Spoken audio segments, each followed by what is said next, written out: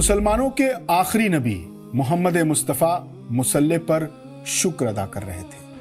علی کے چہرے پر مسکراہٹ تھی۔ حسن خوشیوں سے جھوم رہے تھے۔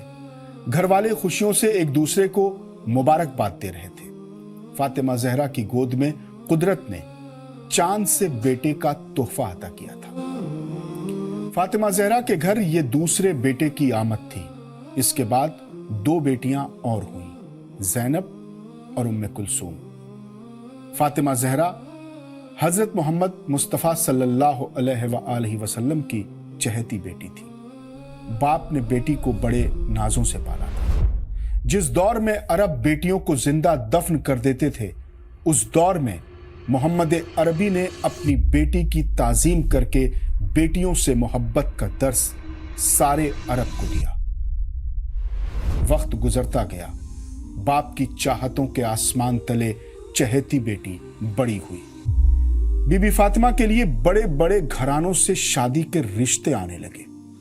محمد عربی ہر پیشکش کو ٹالتے رہے۔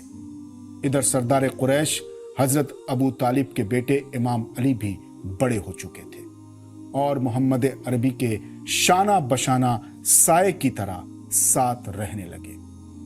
محمد اور علی کی ایک دوسرے سے محبت اور عقیدت کسی سے چھپی نہیں تھی۔ علی کو ان کے کچھ ساتھیوں نے مشورہ دیا کہ آپ بھی شادی کی پیشکش کریں۔ امام علی نے جواب دیا کہ جب بڑے بڑے شہزادوں کے پیغام کا کوئی جواب نہیں ملا تو میں تو ایک محنت کش مزدور ہوں، میرے پاس کیا ہے۔ لیکن ساتھیوں نے اصرار کیا تو علی نے اپنی خواہش رسول اللہ سے ظاہر کی۔ رشتہ قبول ہو گیا، شادی ہوئی، زندگی خوشگوار گزرنے لگی۔ جو دیکھتا وہی کہتا کہ یہ جوڑا فرش پر نہیں عرش پر بنا۔ زمانہ تیزی سے بدلتا گیا۔ فاطمہ زہرا کے بیٹوں کو نانا محمد نے نواسوں کی طرح نہیں، اپنے بچوں کی طرح پالا۔ مسجد جاتے تو حسن حسین ساتھ، محفل میں شریک ہوتے تو دونوں نواسے ساتھ، بازار جاتے تو دونوں نواسے ساتھ۔ محبتوں، شفقتوں، دلار اور پیار کے ساتھ نواسوں کی پرورش ہوئی۔ لیکن دنیا میں ہمیشہ کون رہتا ہے؟ موت برحق ہے۔ علی کی گود میں محمد مصطفیٰ نے آخری سانسیں لی۔ بچے قدموں سے لپٹے رو رہے تھے۔ فاطمہ زہرا کے گھر صف ماتم بچھ گیا۔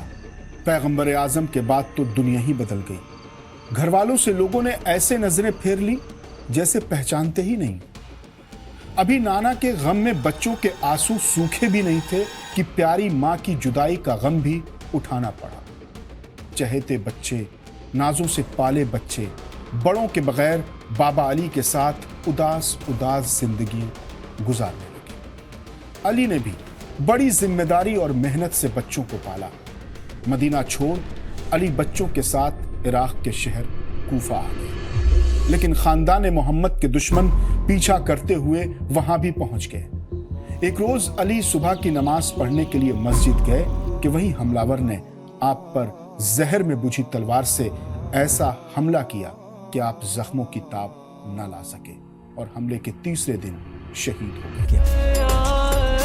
علی کے یتیم بچوں کا اب کوئی سہارا نہیں رہا۔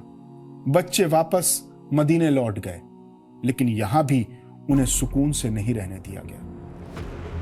بزرگوں کے بعد بچوں پر گہرا صدمہ اس وقت گزرا جب بڑے بھائی حسن کو زہر دے کر شہید کر دیا گیا۔ یہیں سے کربلا والے حسین کا امتحان شروع ہو گیا۔ وہی حسین جس کی ولادت پر جھومے تھے محمد، خوش ہوئے تھے علی، سجدے میں گئی تھی فاطمہ، جھومے تھے حسن، لیکن زمانے نے محمد اور علی کی دشمنی کا بدلہ حسین سے لینے کا اب فیصلہ کیا۔ آج بس اتنا ہی۔ اگلی ملاقات میں آپ کو بتاؤں گا کہ کیوں حسین کو مدینہ چھوڑنا پڑا، کس نے حسین سے بیعت طلب کی۔